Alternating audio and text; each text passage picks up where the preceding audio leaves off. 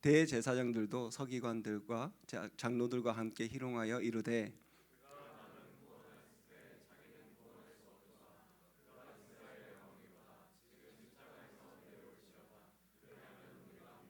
그가 하나님을 신뢰하니 하나님이 원하시면 이제 그를 구원하실지라. 그의 말이 나는 하나님의 아들이라 하였도다 하며.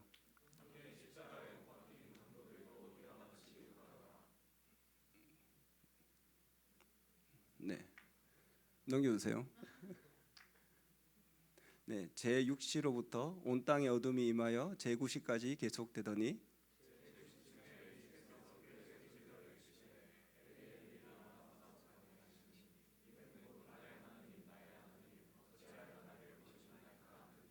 거기 섰던 자 중 어떤 이들이 듣고 이르되 이 사람이 엘리야를 부른다 하고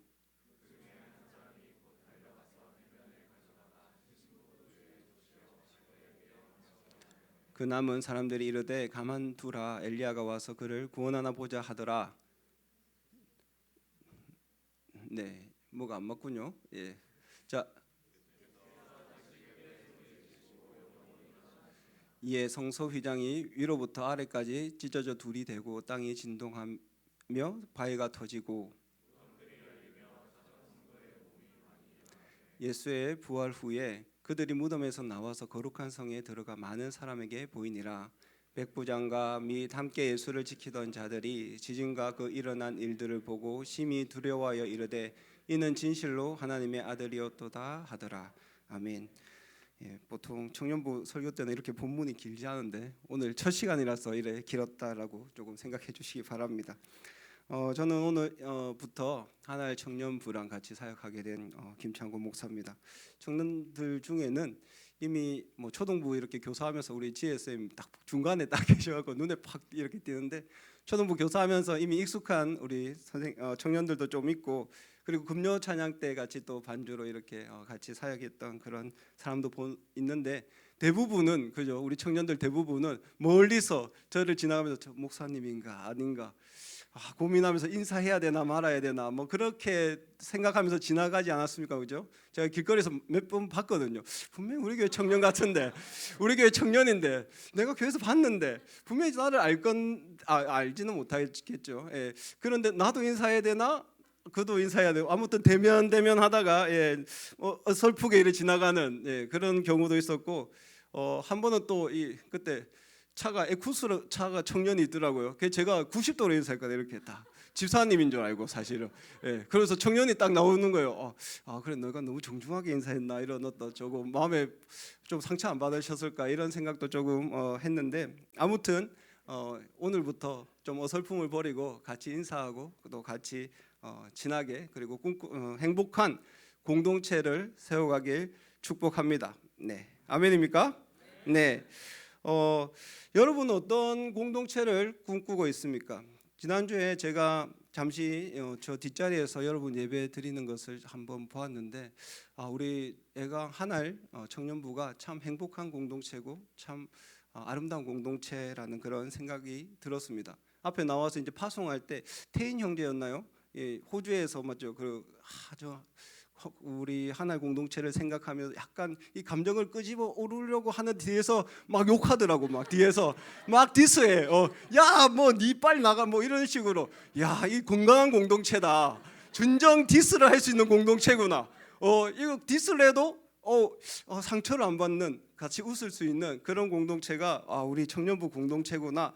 예, 그런 생각들을 많이 했습니다. 우리 태호 목사님께서 아마 오랜 시간 동안 우리 공동체 가운데 이런 관계들을 잘 만드셨고 또 하나님 안에서 행복한 공동체를 만들어 갔구나라는 그런 생각들을 했습니다. 우리도 같이 우리 공동체를 위해서 같이 꿈꾸고 또 행복하고 하나님께서 역사하는 그런 공동체를 세워가면 참 좋겠다라는 생각을 했고 이런 공동체 안에 제가 어떤 일을 할 수 있을까라는 생각을 했을 때 기도하면서 이런 생각들을 했습니다. 하나님을 조금 더 경험할 수 있는 공동체, 살아계신 하나님께서 우리 청년들 한 명 한 명 가운데 삶에서 역사하는 그것들을 보고 듣는 그런 공동체가 되면 좋겠다. 그래서 같이 웃고 같이 울고 같이 디스하고 뭐 이런 공동체가 되면 참 좋지 않겠나. 예. 불만입니까? 예. 네. 네. 오늘 제가 넥타이 하지 않은 거 조금 젊어 보이기 위해서 넥타이를 풀었는데 혹시 불만이시면 다음 주부터 넥타이를 하고 올 테니까 말씀해 주시면 좋겠습니다. 우리 옆 사람에게 이렇게 인사합시다. 목사님 바뀌었다. 긴장하자. 우리 옆 사람에게 그렇게 좀 진지하게 인사해. 야, 목사님 바뀌었다. 긴장해라. 뭐 이렇게 인사를 좀 해주시기 바랍니다. 너 인사 안 하나? 인사. 네. 저도 긴장을 좀 하도록 하겠습니다. 올해 우리 청년부 주제가 진실로 하나님의 아들이었다라는 주제로 한 해 동안 우리 같이 이렇게 말씀을 나누고 또 같이 기도하고 신앙생활을 할 텐데요. 저는 신앙생활 하면서 특히 청년 때는 하나님의 어떤 살아계심들을 경험하는 시간, 그것이 굉장히 중요하다라고 생각합니다. 예전에 청년부 사역할 때도 그렇고 뭐 또 그 전에 사역할 때도 그렇고 이 부분에 대해서 굉장히 고민을 많이 하고 또 프로그램도 만들고 사역도 세팅해서 함께 청년들과 시간을 보냈던 것 같습니다. 청년 시기는 이제 부모님의 어떤 신앙에서 떨어져서 자신의 신앙들을 세워가는 그런 시간이죠. 오랫동안 부모님에 의해서 조금 강요된, 우리 애들도 조금 강요되어서 주일날 이렇게 예배에 오는데 아침에 싸우고 막 이런, 이제는 그런 거 아니잖아, 그죠? 우리 청년들은 팍 일어나갖고 뭐죠? 주일이네 하면서 딱 교회 와서 예배 딱 드리는 그 정도의 수준은 되지 않습니까? 전혀 공감하지 않고 네, 그런 신앙인이 되어야 되는데 그런 어떤 부모님에게 들었던 신앙, 또 말씀으로 선포된 신앙, 그런 어떤 그런 신앙들을 넘어서 정말로 살아계신 하나님이 우리의 삶 속에 개입하셔서 이제는 아브라함의 하나님, 이삭의 하나님, 야곱의 하나님, 그리고 나의 하나님이 되는 그런 시간이 바로 우리 청년의 시간이라고 저는 생각합니다. 그래서 이 한 해 동안 하나님이 정말로 한 명 한 명의 삶 속에 참 개입하시면 좋겠다라는 그런 생각들을 합니다. 예전에 제가 사역하던 교회 청년 한 명은 교회를 나온 지 그렇게 오래되지 않았습니다. 정말 교회를 한 번도 다니지 않다가 교회 다닌 지 한 1년 정도 참 열심히 사역을 했어요. 그래서 이제 순장이 되었죠. 우리 교회 시스템에 의하면 순장이 되어서 같이 이제 리더십에 들어가서 함께 사역을 했습니다. 그렇게 사역하다 보니까 이제 교회에 오래 다니지 못하니까 얼마나 부딪히는 게 많겠어요. 그래서 한 지체랑 관계가 완전히 틀어졌어요. 그래서 눈에 보이는 거예요. 여러분 리더 안에 어제 이제 우리 리트리 됐거든요. 밥을 먹을 때 이제 그 몇 명 안 되자 10명 해서 한 15명 정도 되지 않습니까? 두 명이 관계가 안 좋으면 어떻게 앉죠? 한 명은 여기 앉고 한 명 저기 앉잖아, 그죠? 밥 먹을 때도 보통 뭐 이렇게 뭐 아구찜 대짜를 시켜도 한 명은 여기 있고 한 명은 저기 있고 등 돌리고 먹고 뭐 나눔할 때도 듣지 않고 뭐 조금 그런 분위기잖아요, 그죠? 그러니까 이제 그런 분위기가 한 달 정도 지속이 되더라고요. 그래서 속으로 이것들 봐라, 이거 뭐 이런 문제가 있으면 좀 풀어야 되는데 야단을 칠까 고민이 좀 되더라고요. 그래서 좀 고민을 하다가 이제 그 청년이 자기가 답답해서 저에게 찾아오더군요. 목사님, 그 청년 때문에 도저히 자기는 이 신앙생활 하는 게 참 힘들다고. 왜냐하면 뭐 그 애가 하는 행동들 그리고 말들이 너무 싫다고. 제가 교회를 다니고 그래 오래 다닌 건 아니지만 정말로 위선적이다. 정말로 그 아이가 하는 모든 행동이 나는 받아들이지 않는다. 그래서 제가 그렇게 이야기했습니다. 그 자매였는데, 자매야, 조금만 여력을 갖고 우리 이 문제에 대해서 같이 기도해 보자. 목사님, 장난합니까? 그 관계가 무너졌는데 기도한다고 해결이 됩니까? 그렇게 얘기하는 거예요. 마음이 참 아프죠. 교회 온 지 얼마 되지 않는 청년이 그렇게 반응하는 모습을 보고 사실은 마음에 조금 부담이 있었습니다. 그리고 시간이 한 달 정도 더 지나갔는데 이 관계가 더 악화가 되는 거예요. 제가 화를 잘 내는 성격은 아닌 것처럼 보이죠. 제가 그날은 굉장히 마음에 분노가 서서히 솟아오르기 시작했습니다. 그래서 오늘은 개입을 해야겠다. 이 야단을 치고 잡아야겠다 하고 얼굴이 조금 경직되고 이야기를 하려고 하는 그 순간의 마음에 하나님께서 내버려 두라. 조금만 참아라. 그런 마음을 주시더군요. 왜냐하면 청년들의 시기가 아이가 아니라 이미 성인이고 그들이 훈련을 받아야 되는 그런 시간인데 제가 만약에 그곳에 개입해서 억지로 관계를 이렇게 풀면 아이들이 성장할 수 있는 그런 기회를 뺏는 것이다라는 그런 마음이 있었습니다. 그래서 진짜 그 시간들을 견뎌냈습니다. 근데 그날 밤에 이 자매한테 전화가 왔어요. 자매가 그런 얘기합니다. 목사님, 이런 일이 있을 수 있습니까? 자기가 도저히 참을 수 없어서 그날 그 형제한테 찾아가서 모든 것을 쏟아붓고 욕하고 이렇게 자기의 모든 감정들을 드러내려고 그 형제를 만났대요. 근데 이미 하나님께서 둘의 마음을 만졌어요. 화를 내야 되는데 둘이 펑펑 울기 시작합니다. 그 형제도 마음에 부담이 있었던 거예요. 하나님께서 이미 그 두 사람의 마음을 움직이고 이미 그 관계 속에 역사하고 있었던 거예요. 그러면서 그 친구가 이런 얘기를 합니다. 하나님이 관계 속에서 역사하는 줄 자기는 처음 알았다고. 하나님이 그 관계의 문제에서 역사하실 수 있는 하나님이라는 사실을 자기는 처음 경험했다고. 그런 고백을 저에게 하더군요. 만약에 제가 거기에 개입했으면 억지로 관계는 풀릴 수 있었겠지만 그 자매가 살아계신 하나님의 그 놀라운 능력들을 경험했을까? 그렇지는 않았을 거예요. 이 자매의 신앙이 어떻게 되었을까요? 완전히 달라졌겠죠. 분명 이 관계적인 문제에 대해서는 이 자매는 분명한 확신이 있습니다. 관계적인 문제가 생길 때마다 하나님께 기도합니다. 하나님께서 그 자매의 관계적인 모든 상황 가운데 역사하겠다라는 그런 마음이 그 마음에 생긴 거죠. 저는 청년의 때는 이런 시기라고 생각합니다.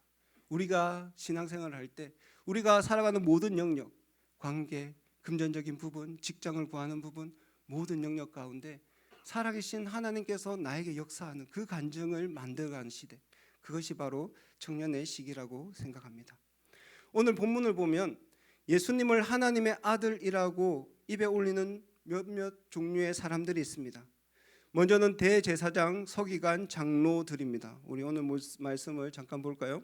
네, 41절에서 43절을 보면 그와 같이 대제사장들도 서기관들과 장로들과 함께 희롱하여 이르되 그가 남은 구원하였으되 자기는 구원할 수 없도다. 그가 이스라엘의 왕이로다. 지금 십자가에서 내려올지어다. 그리하면 우리가 믿겠노라. 그가 하나님을 신뢰하니 하나님이 원하시면 이제 그를 구원하실지라. 그의 말이 나는 하나님의 아들이라 하였도다 하며, 지금 뭐라고 대제사장들과 서기관은 말하고 있습니까? 하나님의 아들이라고. 그렇다면 뭔가 해봐. 하나님의 아들이라고. 그렇다면 십자가에서 내려와봐. 하나님의 아들이라고. 당신이 하나님의 아들이라면 너를 구원해봐. 이렇게 조롱조롱 예수님께 이야기하고 있죠. 그들 앞에 분명한 메시아가 있음에도 불구하고, 그들 앞에 진정한 하나님의 아들이 있음에도 불구하고 그들에게는 예수 그리스도는 조롱거리에 불과했습니다. 여러분, 대제사장들, 장로들, 서기관들 어떤 사람입니까? 그들은 태어날 때부터 오랫동안 성전에서 하나님을 예배했던 사람들입니다. 그들은 하나님을 섬기면서 일정 시간 하나님께 자신의 온전함을 드렸던 그런 사람이죠. 여러분, 경건한 유대인들, 그들의 종교적 열심은 감히 우리가 범접할 수 없습니다. 얼마나 경건한지.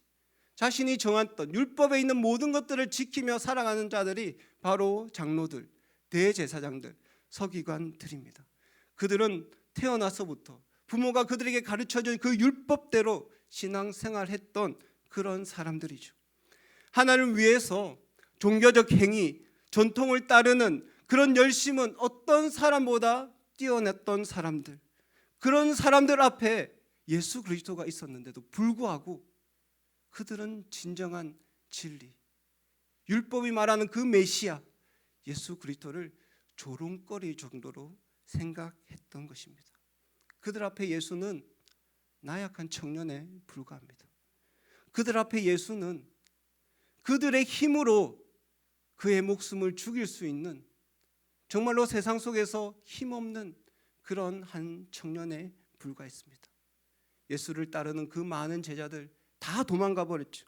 세상을 바꾸겠다, 세상을 다시 새롭게 하겠다라는 그 메시아는 자신의 힘으로 억눌려서 죽일 수 있는 그런 존재가 바로 그들에게는 예수였다라는 거죠. 그래서 그들에게 예수가 말한 하나님의 아들, 예수가 말한 하나님의 아들은 조롱거리에 불과했습니다. 여러분, 우리가 교회를 오래 다닌다고 예수님을 하나님의 아들이라고 나의 삶의 모든 영역 가운데 새로운 일을 행하실 분이라고 고백할 수 있을까? 우리가 어떤 사역을 한다고, 어떤 일을 한다고, 하나님을 위해서 교사로, 찬양단으로 그렇게 봉사한다고 해서 이런 행위가 예수님은 하나님의 아들이십니다라는 고백을 할 수 있게 할까? 우리도 대제사장과 장로들과 똑같이 실수할 수 있습니다.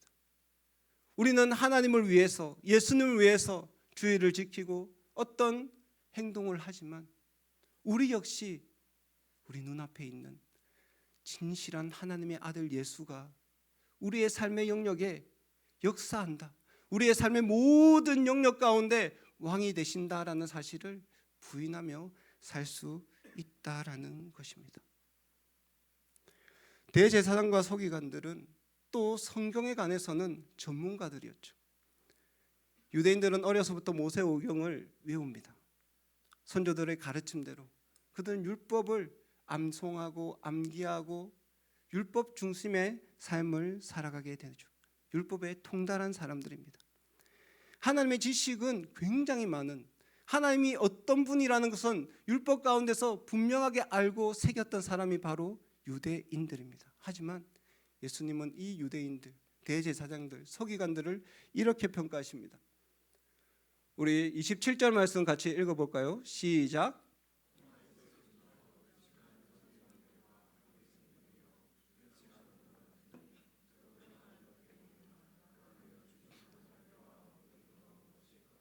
네, 33절입니다. 벤들아, 독사의 새끼들아, 너희가 어떻게 지옥의 판결을 피하겠느냐? 율법을 알고 하나님에 대한 지식이 많았던 대제사장들, 서기관, 예수님의 평가는 독사의 자식들, 회칠한 무덤 속에 있는 자들, 외식하는 자들, 생명이 없는 자, 죽은 자와 같은 존재, 너희는 그런 자다. 너희가 율법을 알지만, 하나님에 대해서 분명히 알고 있지만, 너희는 겉으로 살아있는 것 같지만 너희 속은 죽은 자다라고 예수님은 평가하는 것입니다.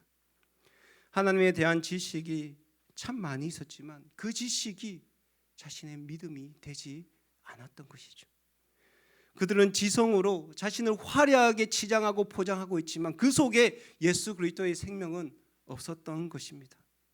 책에서 보았던 예수님의 이야기, 말씀으로 들었던 예수님의 이야기, 부모님을 통해서 들었던 예수님의 이야기, 여러분이 들었던 수많은 예수님의 이야기가 여러분의 믿음이 되지 않는다라면 우리 역시 장로와 제사장과 서기관들처럼 회칠한 자, 안에는 겉으로는 번듯하게 보이지만 속에는 생명이 없는 자처럼 신앙생활을 할 수밖에 없다라는 사실을 우리는 기억해야 합니다. 오늘 말씀 속에 예수님을 조롱하고 욕하는 또 한 부류의 사람이 있습니다. 우리 44절 말씀 함께 읽겠습니다. 시작. 함께 십자가에 못 박힌 강도들도 이와 같이 욕하더라. 예수님과 함께 십자가에 못 박힌 강도들, 어떻게 욕하고 있다고 했죠? 이와 같이 욕하더라. 누구와 같이? 서기관, 대제사장, 장로들, 그들이 욕하는 것 같이, 이와 같이 예수님을 욕하고 있다라는 사실입니다. 교회를 오래 다니고 지식적으로 예수를 알고 정말로 많은 시간들을 들여서 사역을 한다고 하지만 그들 마음 가운데 예수님의 생명이 없다라면 그들의 삶은 강도들과 같은 수준의 삶이 될 수밖에 없다라는 것입니다. 여러분, 우리는 우리의 신앙을 점검할 필요가 있습니다. 요즘 기독교가 많이 비판을 받죠. 여러분, 개독교라는 말 많이 들었죠. 이제는 별로 현타도 오지 않잖아, 그죠? 야, 당연한갑다. 요즘에는 그렇게 욕하는 게 그 정도 수준이면 양호하다. 아닙니까? 네. 또 어떤 사람은 그렇게 말해요. 교회 다니는 사람이나 교회 다니지 않는 사람이나 차이가 없어. 똑같아. 그런 말들도 이제 너무나 많이 들어서 상식처럼 되어 있어요. 교회 다니는 사람조차도 그래 비슷하지 뭐. 여러분, 자존심 상하지 않습니까? 이와 같이 욕하는 강도처럼 우리는 신앙생활을 하고 있는 것 아닙니까? 교회 다니는 사람, 예수 그리스도를 믿는 사람이 세상 사람들과 똑같은 수준의 삶을 살아서 될 수 있습니까? 우리 스스로를 돌아보아야 합니다. 우리의 신앙을 다시 한번 점검해 봐야 되겠죠.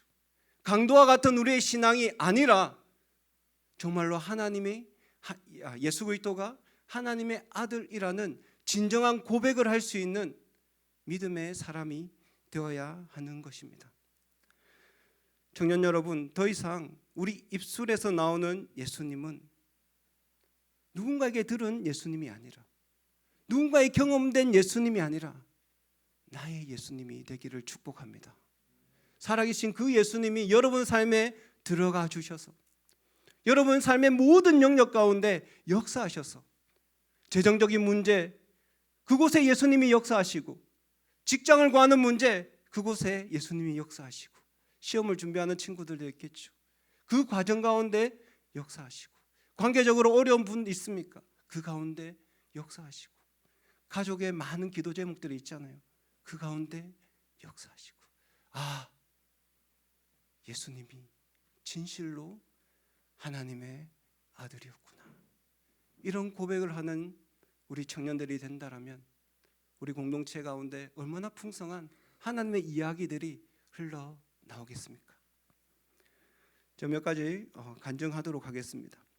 제가 남아공 이걸 좀 잘 들으시기 바랍니다. 제가 20대 때 결혼하기 전에는 남아공에서 예수전도단 DTS 그 영어 공부하고 잠비아에서 DTS를 했습니다. 그리고 결혼하고 나서는 탄자니아에 선교사가 있습니다. 제가 예화로 많이 나오는데 남아공 목사님 남아공입니까 탄자니아입니까 이렇게 질문하는 친구들인데 예, 그 부분들은 혼돈하지 마시고 제가 이제 남아공에 있을 때 그 예수전도단 베이스에 있었는데 그 DTS 리더가 하는 간증을 들었습니다.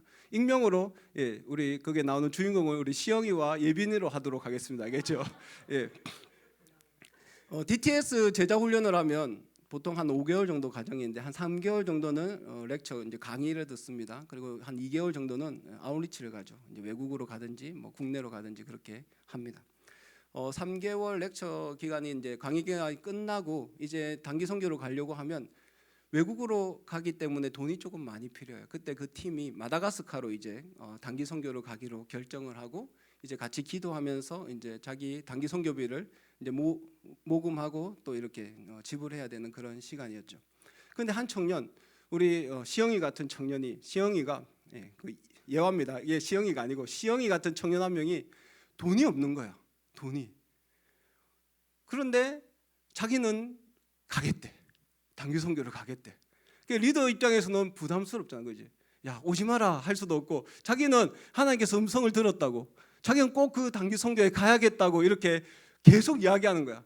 그 리더 입장에서는 너무 난감했대요. 얘를 그냥 가지 마라 하기는 자기가 믿음이 없는 것 같고, 그걸 가자 하기는 너무 부담스럽고. 그 저희가 있을 때가 케이프타운 쪽이었는데 이제 요하네스버그에서 비행기를 타고 마다가스카르로 가거든요. 이제 가면 국내선 타고 요하네스버그까지만 가자. 일단 그까지만 가보자. 예, 리더님 그까지만 가겠습니다. 그래서 시영이가 요하네스버그까지 갔어. 그게 이제 몇 시간 뒤면 마다가스카르로 가는 비행기를 타야 돼. 근데 돈이 그때까지 없는 거야. 그 공항에서 리더는 답답하죠. 어떻게 하나 고민하고 있는데 다른 베이스 리더가 갑자기 공항에서 이렇게 자신의 팀에 다가오는 겁니다. 그러면서 급하게 이런 얘기를 합니다. 혹시 이 팀에 시영이라는 사람이 있습니까? 자기가 비행기를 타고 조백에 들어오는데 하나님께서 마음에 시영이에게 이 정도의 금액을 헌금하라라는 그런 감동을 주셨다고.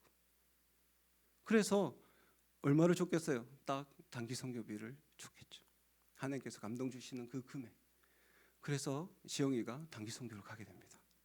이 간증을 듣고 그 다음 DTS에 또 예빈이가 저도 돈은 없는데 마다가스카르로 단기 선교를 가야겠습니다. 그 리더가 또 답답한 거예요. 간증은 했기 때문에 오지 마라고 할 수는 없어. 근데 예빈이가 손 들고 꼭 가겠습니다. 하나님께서 제게 마음에 감동을 주셨습니다. 그래 너도 조하네스버그까지만 가자. 그래 데리고 갔다. 이렇게 조하네스버그까지만 데리고 갔어. 근데 시간이 지나도 아무도 안 나타나. 아무도 안 나타나서 얘만 홀로 놔두고 마다가스카르로 가게 됩니다. 예빈이 혼자 예, 요하네스버그 공항에 남게 된 거죠. 예, 그렇게 떠나버렸어요. 끝났어.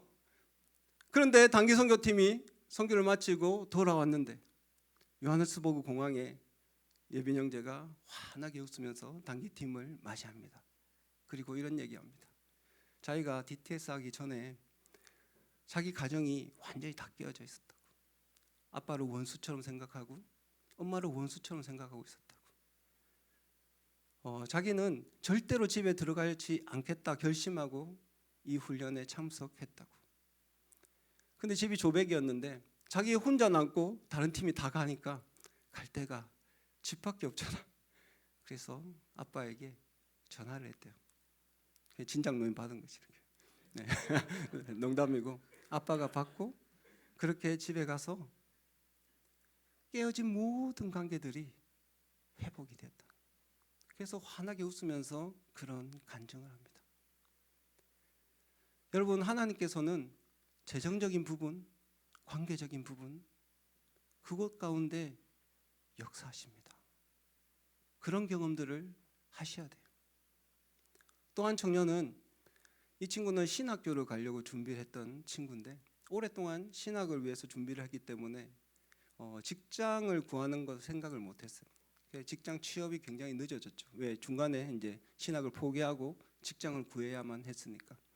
그래서 이제 국비로 이제 영상 편집하는 그런 기술들을 조금 익히고 그리고 취업 자리를 찾다가 정말 좋은 직장에 취업하게 됩니다. 문제는 취업을 했는데 자기 경력이 없잖아요. 영상 편집이 창조적인 일이지 않습니까? 계속 뭔가 개발해야 되고 스토리를 만들어야 되고 얼마나 큰 스트레스가 다가오는지 몰랐답니다. 그럴 때마다 회사 옥상에 올라가서 기도했대요. 하나님, 어떻게 이 일들을 제가 해야 합니까? 그때마다 하나님께서 놀랍게 정말로 자기가 한 번도 생각해 보지 못한 스토리들, 장면들, 구성들 그걸 보여주셨대요. 그리고 다시 자기 자리에 가서 그 영상들을 기획해서 올리면 회사에서 굉장히 좋은 반응, 그래서 인정받고 회사 생활하고 있다라는 간증을 들었습니다. 무슨 말이죠? 하나님은 우리의 삶의 현장 가운데서도 찾아오시고 역사하시고 새로운 일들을 행하신다라는 것입니다. 저는 우리 청년들이 2024년에 여러분의 소망들, 여러분의 기도 제목들, 지금 이제 순모임 때 나눌 거잖아요. 한 해 동안 어떤 기대가 있을지, 하나님께서 어떤 일들을 나에게 행할지 같이 나누시고 또 같이 기도하시고 또 같이 순에서 하나님의 살아계심을 경험하길 소망합니다. 그래서 우리 하나의 청년부가 2024년에 정말 수많은 간증들을 서로 자랑하면서 나에게 하나님은 이런 분이셨다고, 진실로 예수 그리스도는 하나님의 아들이셨다, 그렇게 고백하는 그런 우리 하나의 청년부가 되기를 축복합니다. 네, 우리 찬양하고 함께 기도하겠습니다.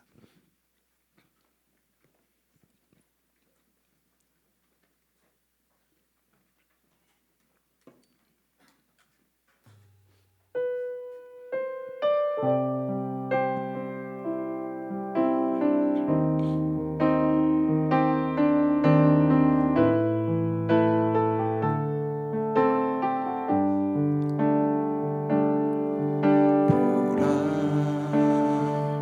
너희